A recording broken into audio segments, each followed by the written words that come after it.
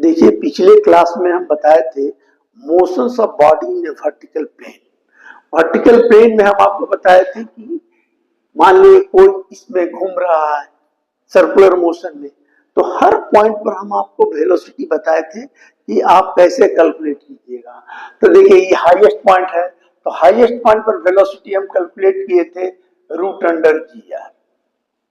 Lowest point पर हम velocity calculate किए थे रूट अंडर 5 GR, और इस पॉइंट पर हम वेलोसिटी कैलकुलेट किए थे रूट अंडर 3 GR। 3 GR समझे, आर क्या है, रेडियस है। तो हम तो पिछले क्लास में आपको बता दिए थे, लेकिन अगर कह दिया मोशन इन वर्टिकल सर्किल में अगर इस पॉइंट पर रहेगा, अभी सीधा सीधी था तो हम बताए थे कि जैसे मान लीजिए कि ऊपर रहेगा तो हम कैलकुलेट करके भी बताए थे कि कैसे आता है रूट अंडर। तो कोई भी पूछेगा कि मैक्सिमम हाइट पर वेलोसिटी क्या होगा, तो आप बता दीजिएगा root under G R. Lowest point पर रूट अंडर 5 GR और इस पर रूट अंडर 3 GR। हम पिछले क्लास में हम सब इसका सॉल्यूशन हम बता चुके थे। अब रह गई ऐसा केस रहेगा, तो ऐसा केस रहेगा तो देखिए वेट इधर काम कर रहा है, ठीक है, तो वेट mg इधर काम कर रहा है, तो नॉर्मल रिएक्शन किधर लगेगा, इधर। तो टी को रिजॉल्व कर दीजिए, तो टी को रिजॉल्व कीजिएगा तो देखिए ये अल्फा है, तो आप बताइए कि टी को हम रिजॉल्व करेंगे तो इधर क्या हो जाएगा, बोलिए। इधर हो जाएगा, अगर मान लिया एंगल ये अल्फा है, ठीक है, तो इसके ऐसे ऐसे डॉट डॉट मिलाएंगे तो ये क्या हो जाएगा, ई अल्फा। तो ई क्या हो जाएगा, बोलिए। ये रिजॉल्व करेंगे, जिधर अल्फा रहेगा तो टी कॉस थीटा। अगर ई टी है तो हम बताए थे कि जिधर रहेगा अल्फा, ये अल्टरनेट एंगल हो गया तो टी कॉस थीटा, और इसके ठीक परपेंडिकुलर जो होगा ये हो जाएगा टी साइन थीटा। तो अब देखिए कि weight mg is balance by T cos theta इस केस में। दूसरे केस में क्या होगा, ई क्या है, सेंटर है, तो सेंटर की ओर जो फोर्स लग रहा है वो क्या होगा, mv² बाई आर। हम पहले बताए हैं कि सेंट्रीपेटल फोर्स कहते हैं दो force which is directed toward the centre. तो सेंटर की ओर लगा क्या, टी साइन थीटा। दोनों में आप डिवाइड दे दीजिए तो हो जाएगा, इसको 2 है, 1 मान लीजिए, तो 2 डिवाइडेड बाई 1 कर दीजिएगा तो हो जाएगा tan थीटा बराबर क्या हो गया, पहले ही लिखे थे mv² by R by M G, तो कट गया तो क्या हो गया v² बाई आर जी। तो ये फॉर्मूला होता है जब कोई कर्व में मतलब सर्कुलर पाथ में घूम रहा है, किसी अलग पॉइंट पर रहेगा तो इतना हो जाएगा v² बाई आर जी। अब g कांस्टेंट है, तो अगर एंगल ऑफ एलिवेशन अगर ज्यादा झुका है, ये थीटा लिख दिया है, यहाँ पर भी आप थीटा लिख दीजिए, नहीं तो अल्फा लिख दीजिए, थीटे लिख दीजिए, तो एक फार्मूला हो गया। इस केस में अगर पूछेगा कि टेंशन क्या होगा, तो ऊपर पॉइंट पर टेंशन क्या होगा, देखिए ऊपर पर टेंशन क्या होता है, वेट मतलब टेंशन भी नीचे, वेट भी नीचे, बराबर सेंटर की ओर हो गया mv² बाई आर। टी निकल गया, टी बराबर हो गया mv² by are minus mg। ठीक है, इस पॉइंट पर क्या होगा, तो देखिए इस पॉइंट पर क्या होगा, तो टेंशन कहां जा रहा है, सेंटर की ओर। टी कर सकते हैं, तो टी इसको रिजॉल्व करेंगे तो क्या हो जाएगा, बोलिए। तो टी अगर mg को रिजॉल्व करेंगे तो क्या हो जाएगा, ये बोलिए, ये थीटा है तो ये क्या हो गया थीटा, तो ये क्या हो जाएगा mg cos थीटा। और ठीक इसके रिस्टोरिंग फोर्स इसको कहते हैं, इधर क्या हो जाएगा mg sin थीटा। याद रखिएगा इस पॉइंट पर अगर कोई चीज रहेगा तो याद रखिएगा कि वेट इधर है, ठीक है, तो वेट इधर है, तो ये एंगल थीटा बना हुआ था। तो देखिए ऐसे भी दोनों, तो ये क्या होता है, कॉरेस्पॉन्डेंस एंगल हो गया। अब हम mg को क्या किए, जिधर एंगल रहता है उधर mg cos थीटा, और ठीक इसके परपेंडिकुलर जो होता है mg sin थीटा। तो इस केस में क्या होगा आप ही बताइए। पहला केस में तो हम बता दिए, इसमें क्या होगा, तो देखिए इस पॉइंट पर, तो देखिए एट लिख दीजिए, एट बी पॉइंट है, एट बी, तो बी पर क्या लिखेंगे, t minus M G cos theta बराबर क्या होगा, सेंटर की ओर क्या गया, t में से एम जी चला गया, बराबर M V square by R. तो t बराबर क्या हो जाएगा, M V square by R plus M G cos theta, ठीक है। तो जब ऐसा केस रहेगा तो आप ऐसा कर सकते हैं। मतलब इस केस में हम सब जगह बता दिए थे, टेंशन इसमें भी निकालने के लिए बता दिए थे, तो ये सब चीज आपको जानना है। अब आता है क्या कि देखिए आपको हम बताए थे ये भी,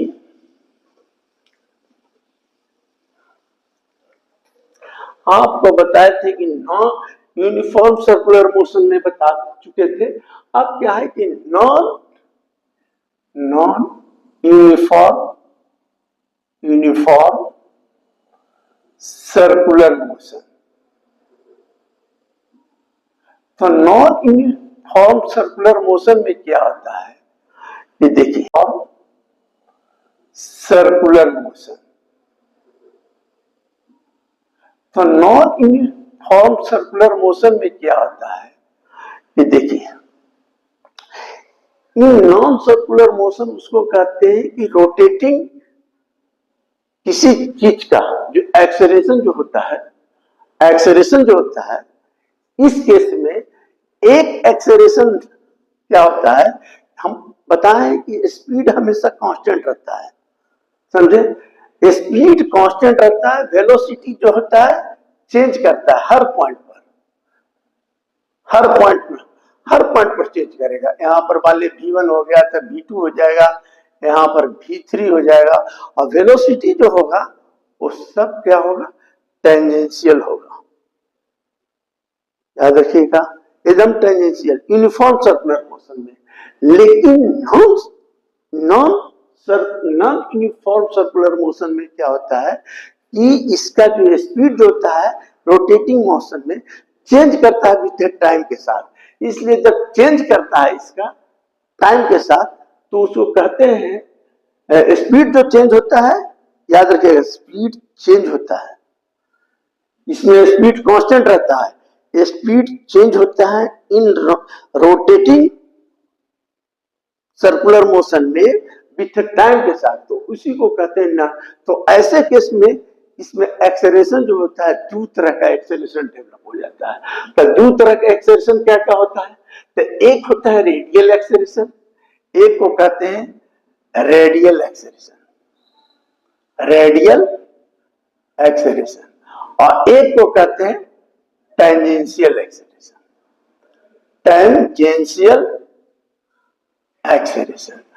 अब रही सवाल क्या होता है, तो देखिए इस सर्कल है, तो आप जानते हैं कि ई पॉइंट ले लीजिए, इस सर्कल है, इस सेंटर है, ई पॉइंट ले लिया, तो ई पॉइंट पर जो एक्सेलरेशन होगा इधर, ये क्या हो गया, टेंजेंशियल एक्सेलरेशन AT, और इधर क्या हो गया,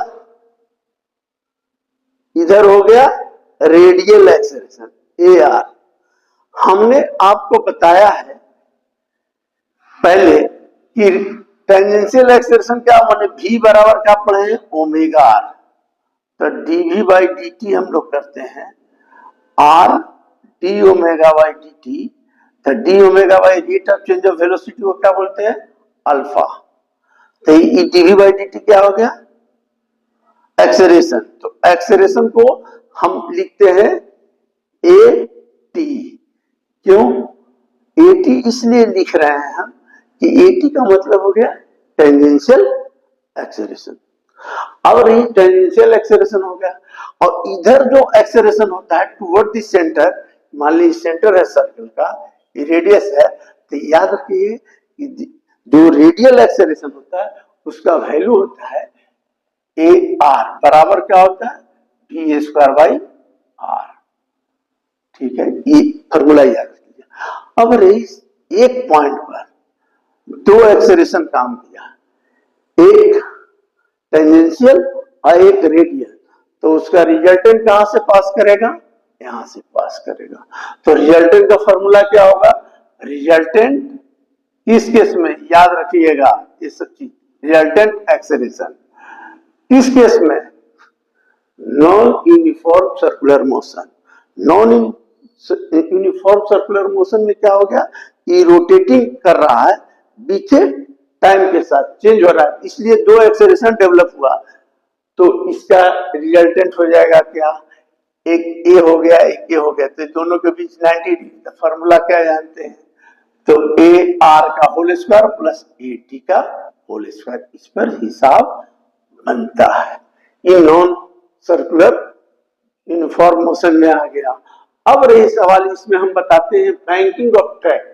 बैंकिंग देखिए, banking of road, banking of roads, देखिए रोड्स एंड रेल क्या होता है बैंकिंग में।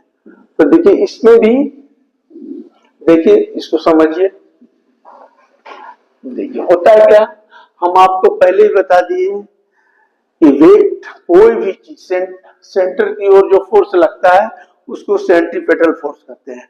अगर मान लो एक कर्व है, इस मतलब गोलाई है, समझे, तो देखिएगा कि रोड जो है, इनर रेल जो है, ये थोड़ा उठा हुआ रहेगा।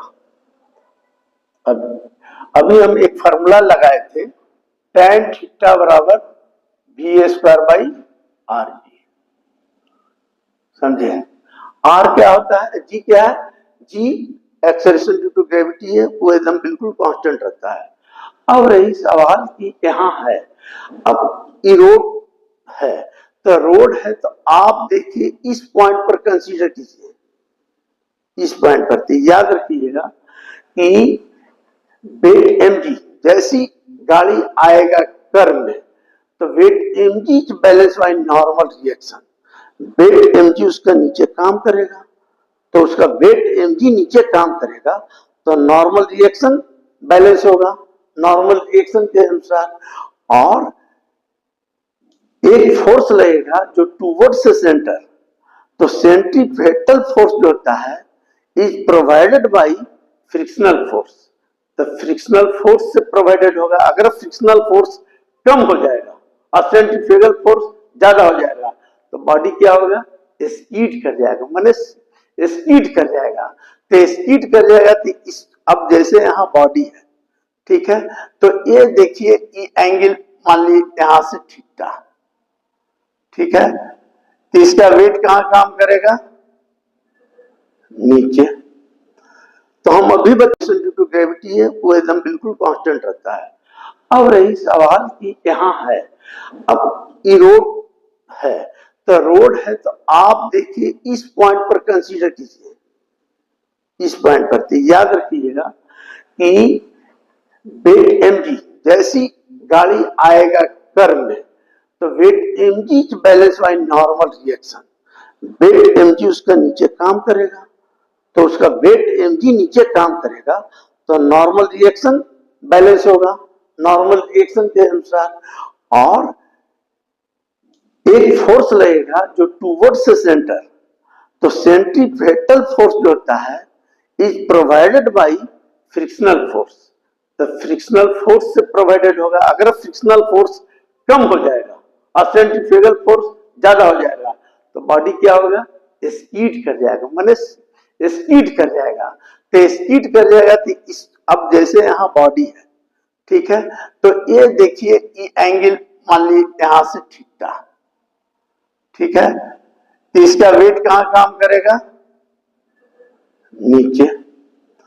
तो हम अभी बताएं कि weight mg is balance by normal reaction.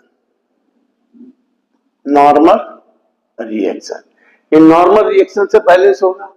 तो अब बताइए कि ई एंगल थीटा है, इसके पैरेलल में, तो ई क्या हो जाएगा, ई भी थीटा हो जाएगा।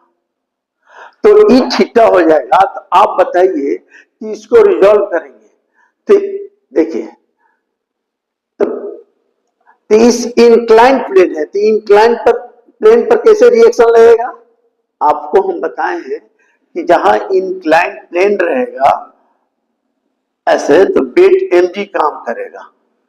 ठीक है, इसको रिजॉल्व कर देंगे तो mg cos थीटा होगा, रिएक्शन इधर होगा, है कि नहीं।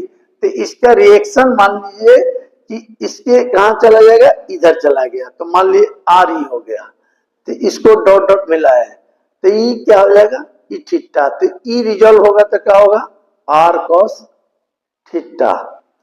ठीक है, देखिए वेट mg काम किया। ठीक है, हम पहले बता दिए कि इंक्लाइन प्लेन पर जैसी, मतलब कहने का मतलब जैसी सर्कुलर पाथ में गाड़ी घूमेगी तो क्या हो जाएगा, मान ली इस पॉइंट लिया, तो हम क्या बोले कि weight mg is balance by normal reaction. और जो एक फोर्स लगेगा that is a centripetal force which is a directed, which is a balance by frictional force. अगर फ्रिक्शनल फोर्स कम रहेगा तो समझ जाइए कि फ्रिक्शनल फोर्स मान लीजिए कम है, तो क्या होगा, सेंट्रीपेटल फोर्स से तो गाड़ी गिर जाएगी। तो सेफ टर्न के लिए फ्रिक्शनल फोर्स हमेशा ज्यादा होगा। तो फ्रिक्शनल फोर्स होता है क्या, तो देखिए फ्रिक्शनल फोर्स हमेशा किससे ज्यादा होना चाहिए, mv²/r। फ्रिक्शनल फोर्स बराबर क्या होता है, एफ आर लिखते हैं। फ्रिक्शनल फोर्स को हम लोग बोले थे कि फ्रिक्शनल फोर्स बराबर होता है म्यू एन। तो म्यू एन बराबर क्या होता है, mg। तो यहां देखिए कर दीजिए म्यू mg, समझे, फ्रिक्शनल फोर्स ज्यादा है mv²/r। ये हट गया, हटा दीजिए, तो म्यू जी क्या हो गया, v²/r। तो ऐसा आता है, मतलब आपको लिखना पड़ेगा, मत काट सकते हैं। फ्रिक्शनल फोर्स जो होगा वो हमेशा mv²/r से बड़ा होना चाहिए। अब इस केस में देख लीजिए कि हम क्या कह रहे हैं कि mg इज बैलेंस बाई क्या हो गया, नॉर्मल रिएक्शन। तो नॉर्मल रिएक्शन क्या हो गया, r cos थीटा बराबर क्या होगा, mg। अब देखिए इसको रिजल्ट की, इसको सेंटर की ओर, तो सेंटर की ओर रिजॉल्व करेंगे तो क्या होगा, सेंटर की ओर क्या हो जाएगा, r sin थीटा। तो r sin theta equal to क्या हो गया, mv²/r।